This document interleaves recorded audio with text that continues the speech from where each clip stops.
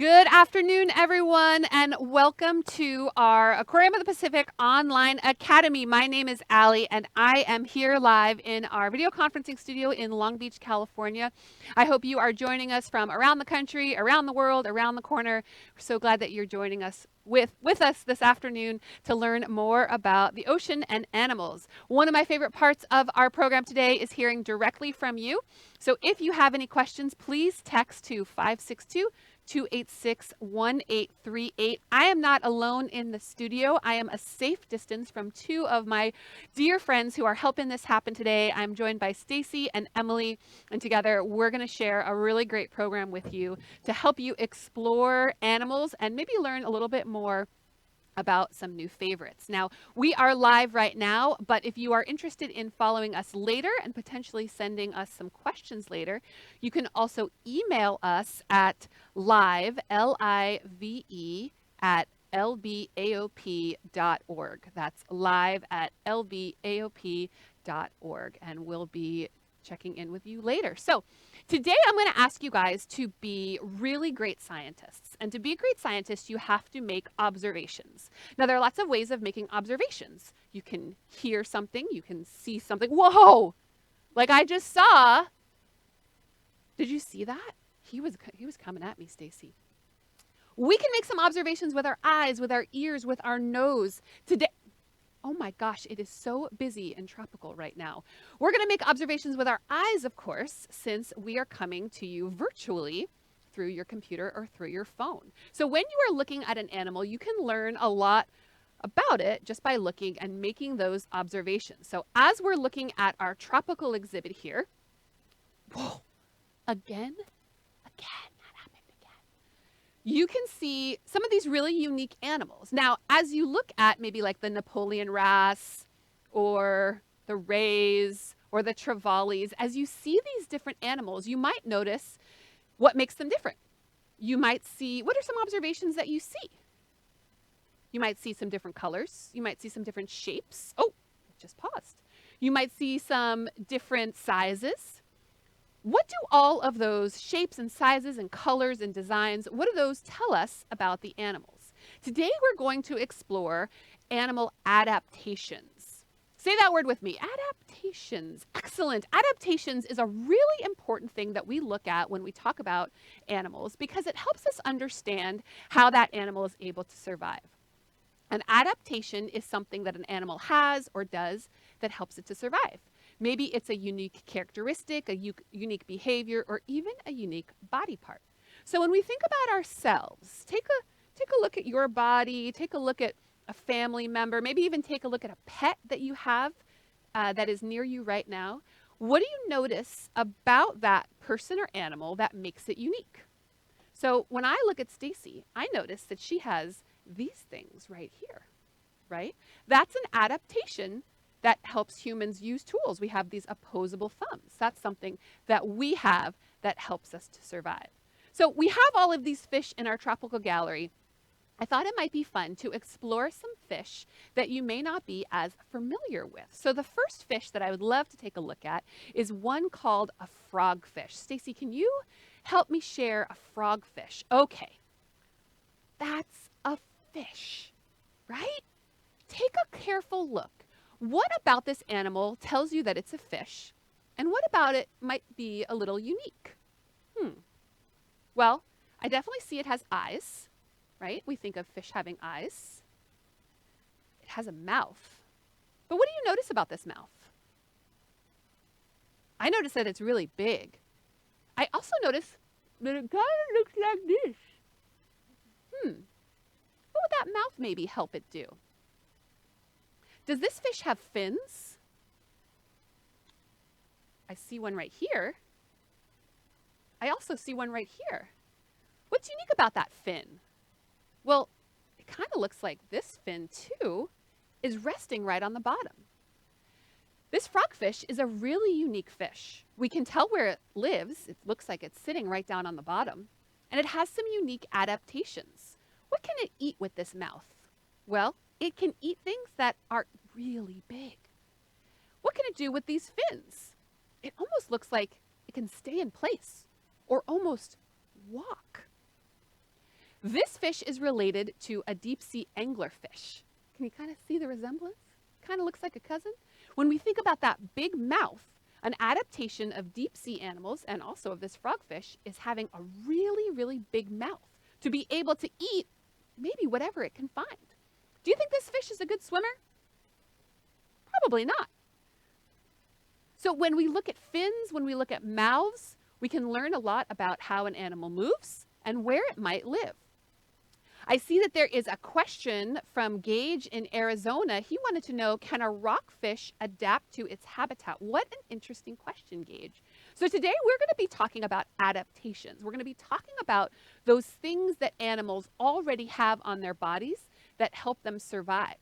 And what we'll find is that those animals are specifically adapted to their habitat.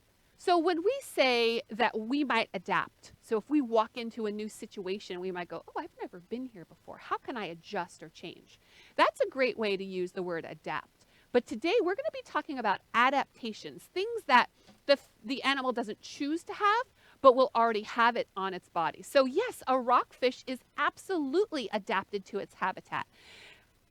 Ask yourself, how is it adapted? What do the fins or colors or mouths tell me about those rockfish? Well, rockfish kind of blend in really well to their environment. They're common here in kelp forest habitats. And their mouths are perfectly oriented to eat for where they live in their water column. Okay. Ruby says it looks like a coral. You're absolutely right. That is a great observation, Ruby. So what does that tell us? Since it looks like a coral, we know that this animal also has an adaptation of camouflage. That is a great observation. Benjamin asks, how big are frogfish mouths? Well, we just saw in that image that it is a large part of its face. I know we're very close to it, but I believe that these fish can get to be like about this large, and they come in a number of different colors. So again, that mouth is a large part of its body, so it can eat things that are really, really big, almost as big as themselves. Great questions, you guys. Okay, Stacy had a picture of coral up, and I'm so glad that she did that. Because let's imagine a frogfish living in this environment, in this habitat. It would kind of blend right in. And if it was just sitting down at the bottom, its mouth would be ready to open really, really fast and grab anything that it was able to eat. Good. Okay. I'd love to look at another fish that is uniquely adapted to its environment. Let's take a look at a sea dragon. That's one of my favorites too. Ooh, okay. Here we have a weedy sea dragon. So put on those observation eyes and be a scientist for me and tell me, what do you notice about this weedy sea dragon? Well, I love starting with the mouth. Let's take a look at that mouth. Does that look like anything that you might use to eat? It kind of looks like a straw. So what does that tell us about the food? Do you think that a frogfish eats the same thing as a weedy sea dragon? No way, Jose! This guy is going to eat very small food. In fact, seahorses and sea dragons, they don't actually have any stomachs. So they sort of constantly slurp their little tiny food. And we can tell by looking at that mouth. Now let's look at the fins. Do we think that this guy is a good swimmer? Probably not very fast. So what are those fins helping this animal do?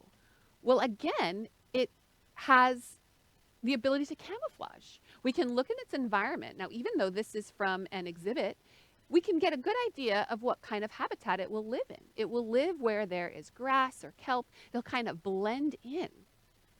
All right, there was a question from Cadence. The frogfish is so cool, right? Now you want to learn more. Cadence wanted to know, does the frogfish have hands? Great question. Cadence, I wonder if you asked that because you saw these guys right here. And I would say that it has fins because it's a fish, but those fins are adapted to sort of work like hands. They don't have hands like us. They probably can't grab and use or they definitely can't grab or use tools, but they can sort of move on them a little bit. That is a great observation. I would say they don't have hands, but they definitely have fins that are adapted to work just a little bit differently. All right, so we were looking at that weedy sea dragon, and we were able to make some observations. Now, one adaptation that we know about this animal that we might not be able to tell just by looking at it is its adaptation of how it's able to have babies. So I don't know if you've heard the news, but what's amazing about seahorses and sea dragons is they are Mr. Mom. That's right, the dads have the babies. The dads will transfer the eggs to, or the moms will transfer the eggs to the male, and the male kind of holds on to them right down here. And this particular species has this really amazing courting dance and behavior where the male and the female come together and they change colors, and the female sort of checks on the male. Really, really interesting adaptation. And you can learn more about that. That's what we hope to encourage you to do. If you have more questions, you can ask us, or you can also do some of your own research and be your own research scientist. Benjamin wants to ask, how many types of sea dragons are there? So I am aware of three, right? Okay, yes. There are 3 different types of sea dragons. Here at the aquarium, we often have had both weedy sea dragons and leafy sea dragons. I love when Stacy reads my mind. I love it. This is a leafy sea dragon. So you can see how it looks very, very similar to the weedy, but even more leafy, right? So again, let's take a look at this mouth. What's this mouth telling us? That it's going to have a very small mouth, right, just right at the end, and it's going to slurp up its food. What are these fins or these extensions right here telling us? Probably that it's going to camouflage very well in sort of a seaweed or grassy environment. And then we have here, those are fins. Do we think it's very fast?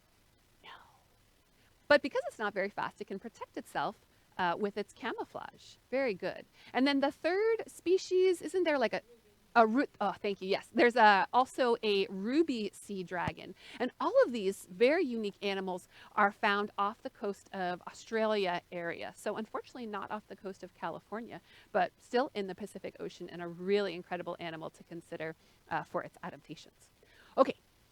I would love to look at a flatfish, Stacy. Can we talk about this unique fish? Oh, it's so big. I get to move out of the way. Okay. Imagine you're snorkeling along, and you look down, because you got your snorkel on that maybe you made with the Pacific Pals, and you look down, you go, whoa, what is that thing that's flat on the sand? There are a number of different species of flatfish that live, instead of like this in the water column, are like this in the water column and live flat on the bottom. Again, what is the color telling us about this animal? Well, we know that he's really good at camouflaging because it's sort of hard to see him. What do the fins tell us? Do we think that this guy relies on swimming very fast? Nope, probably not. The other thing that's interesting is taking a look at his face. These flatfish seem to have 2 eyes on one side. Stacy, you're so good. Seem to have 2 eyes on the same side of his face. But his mouth is still kind of just on one side. Well, what's crazy about this is that these animals have the adaptation of when they are very young, when they are fish fry or larvae, they'll be swimming like a normal fish. They will then go to one side, and one of their eyes will actually migrate so that they have 2 eyes on the top of their head. This is an incredible picture. We were able to get samples of flatfish, and these might be, I'm not even sure which kind of species this is, but these are larval fish, so you can see how small they are, and you can see that the 2 eyes are already on the one side of the body. So that fish is able, or that eye is able to migrate so that there are 2 eyes on one side of the head, which is beneficial for the animal, but the mouth is still sort of on the side. These guys are ambush predators. What do you think that means, ambush? If you're going to ambush your friends, you're going to hide and jump out at them and surprise them. Same with our flatfish. These ambush predators are going to camouflage down on the bottom and then jump up at their food. And if you look at that mouth, what do you notice? I see some teeth too. They are really good at grabbing their food. Now, I have a question for you. This fish, and it looks like a halibut, and I can tell because of the triangle shaped tail here. This halibut, it looks like sand color, right? It looks like it's blending in with the sand. If you had to guess, what do you think the underside or the other side of the fish looks like? What color do you think that looks like? If you said that it probably was just white, you would be absolutely right. It blends in with just one side of its body. Okay. Oh, Cooper. Oh, I wonder if that's my Cooper. Cooper asked, what do flatfish eat? Great question, dude. Okay, well, let's think about it. This guy is sitting flat on the bottom of the ocean, and he is going to jump up and grab something to eat. So what might be swimming by? Maybe a little fish? Yeah, these guys are going to just grab little fish that are swimming in the water. Do they have a favorite? I don't know. I think they're probably going to take whatever they can get. Yeah. I love seeing the different spots also. These guys are also known for being able to change their color. They can adapt to their environment. They can change on demand to be able to blend in. Ruby said, if we lay on our side, would our eye migrate? Great question. I think your mom would love for you to just lay down for about an hour and see if that works. That might be a fun experiment. I'm just kidding. I'm just kidding. Well, let's think about it. When we sleep overnight, does our eye move at all? It does not. And do we want to have two eyes just on one side of our head? Probably not. Because our adaptations, the way that we're able to survive is to have two eyes right here, right? And if we look straight ahead, we can sort of see to the side. But there are some animals that have eyes more on the side of their heads. What do we think that helps them do? Well, that's an adaptation to be able to see a little bit more around them. That's a great question, Ruby. Really great question. Okay. Let's see. Let's take a look at another really unique fish that we have here at the aquarium. Actually, one that I love visiting their exhibit. Let's take a look at those garden eels. Ooh. Is this a fish? What do you guys think? Sometimes fish make it a little tricky to be able to identify because it doesn't have big fins or a big mouth, but this is absolutely a fish. It's a vertebrate, meaning it has bones. Does it have fins? Well, not really big fins that we can see, but check out these animals in their exhibit. So what do you see as one of their adaptations? Again, an adaptation is something that helps them survive. Maybe it helps them eat. Maybe it helps them protect themselves. Maybe it helps them find a mate and have babies. Well, it looks like there's a lot of food moving around in the water, and especially this guy looks like he is hungry and he is opening up his mouth and eating. What do you think is going to happen to these guys once they're done eating? Are they going to stay like that? No, they're probably going to duck under the sand. They have this system underneath where they can be protected, but they can stick their heads out in order to eat. We have these guys here at the aquarium, and when we are open, we would love to have you come and visit us because we have a little magnifying glass on the exhibit so you can take a really, really close look at them and see all those unique colors. Very cool garden eels. Okay, so I've presented a few fish that kind of don't look like normal fish. So I would love to hear from you guys. Please send us your questions. Please text them in. My friend Emily is so excited to get the questions. Again, that number to text in your questions is 562-286-1838. Stacey wanted to see if I knew it by heart. I almost did. 562-286-1838. And also, if you're watching this after the fact on our YouTube, I'm so glad you found us in our archives. You can also send in your questions to live, L-I-V-E, at lbaop.org. And we'd love to hear directly from you. So Benjamin asked, what do garden eels eat? Okay, great question, Benjamin. So let's take a look at that mouth. Oh, this is perfect. Let's take a look at that mouth. Now, do we think that they eat big food? Probably not, because they're pretty small and their mouths are pretty small. So these guys are going to be eating whatever happens to be floating around in the water. And that might be some detritus, that might be some dead material, that might be some fish. Here at the aquarium, we might put little pieces of food in there for them to grab. You know, we want to keep our animals really nice and happy, so we give them the best food. Everett asked, what are the garden eels looking at? Great question, dude. Okay. I don't know. Maybe they are trying to aim at their food. You know, you bring up a really good point that eyes can also tell us something about an animal. For animals in the deep sea, they might have really, really big eyes or really small eyes. These guys sort of have a small eye, so it might be that they're really not looking at much at all. That's a really interesting question. And of course, you asked me a question that I don't know. Good one, Everett. Okay, let's look at, oh, Stacy, could you show me a fish that has a big spot? This is a fish that definitely looks like a fish, right? Oh, this is a perfect one. So here we have a fish that you might immediately recognize as a fish, right? It's got fins, it's sort of shaped like a normal fish that you might draw, but we can look at some really unique coloration here. So the first thing I want to point out is, where is this guy's eye? Is it here? Or is it here? Is this its eye? No, this is its eye. But you might notice on the eye is a big black band. What is that doing? Well, it sort of seems to block where the eye is. And then we have this big thing. So if you were a bigger fish that was coming up behind this smaller fish and you wanted to take a little bite, where would you aim for? Well, if you aimed for this space, this false eye spot, this fish would be able to swim away pretty easily.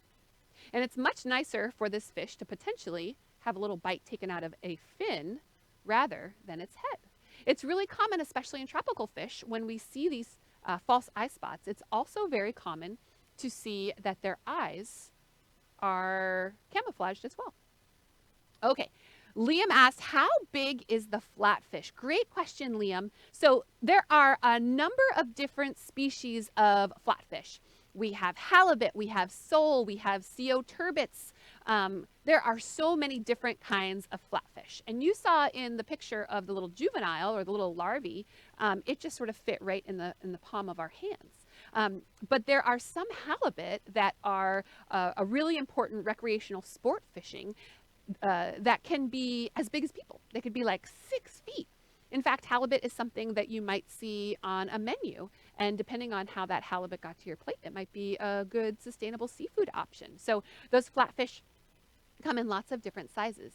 Here at the aquarium, up in our Northern Pacific Gallery, we have some that are just about this big. I think we have some turbots or some soles up there, and we have had some halibuts that are like 3 feet in our ray pools in the past. So they can come in lots of different sizes. Benjamin asked, what do sunfish eat? I love sunfish. Let's do sunfish. Okay, here's what we're going to see. So when I say sunfish, does everybody picture it? Well, sunfish is also known by another name called mola mola. So mola mola is its scientific name. And these can get to be very, very large animals. So here's how I love thinking about mola mola. If you put your hands out like this, right? Have your thumb sticking up in the air. Remind yourself you have this cool adaptation. And now flip over just one of your hands. So keep it the way it was and just flip it over. And now put those two fish together and you make an ocean sunfish or a mola mola. Look how cool this is. So let's talk about some of the mola mola's adaptations. It's got just these two fins, which makes you think, well, maybe that's not a very good swimmer. But actually, scientists have found that they can dive down pretty deep. They also have been known to sort of just sit on the surface. And one of the reasons they do that, that's how they got their name sunfish. One of the reasons they do that is that they have these parasites, these copepods that can dig into the skin. Well, it doesn't feel really good and the fish doesn't really like it. So when they float right on the surface, birds might come down and pick those parasites off of the mola mola as food. Good for the mola mola, good for the food. Maybe not so good for the parasite. Let's take a look at, to answer Benjamin's question, let's take a look at that mouth. That is a really unique mouth. So these guys have been known to eat, I believe they eat jellies, right? Yeah, so they've been known to eat jellies. So they're going to be living in the open water, the big blue. Maybe they'll find a little kelp patty, a little section of kelp that is floating along, and they'll hide under that so that the birds can come down and pick off them. Benjamin, I'm so glad you asked about this one. I love mola mola, and it's such a good example of a fish that is sort of unique and maybe has some unique adaptations. And we can find these locally. We see these off of our coast, especially in the summer when the water is a little bit warmer. Great questions, everybody. Thank you so much for sending them in. We have just another couple minutes if you want to add a few more questions. Our number here is 562-286-1838, and we're so glad that you guys are joining us today. So thanks for these great questions. Everett asked, does being flat make the flatfish more aerodynamic? Okay, that's a great question. So when we think about flatfish, and when we think about a fish that's really fast, like if we think about a mako shark, or if we think about a tuna, those fish are what we call hydrodynamic, which means they can move through the water really, really fast, right? They're sort of sleek like an airplane. These guys, they don't do as much swimming because they are that ambush predator. So they really want to sneak up on people. They don't want to just rely on their speed. So I wouldn't really say that they're aerodynamic or hydrodynamic. I would say that it just allows them to camouflage really well. They sort of just blend in the bottom so that fish that might be swimming on top of the sand are surprised when this halibut really quickly jumps up and grabs them. But that's a great question, and I like how you're looking for observations about the fish shapes and trying to make some conclusions about what that tells you. That's a great question. Okay, Stacey, I think we had a butterfly fish that you were going to show us. Can we bring that one back up?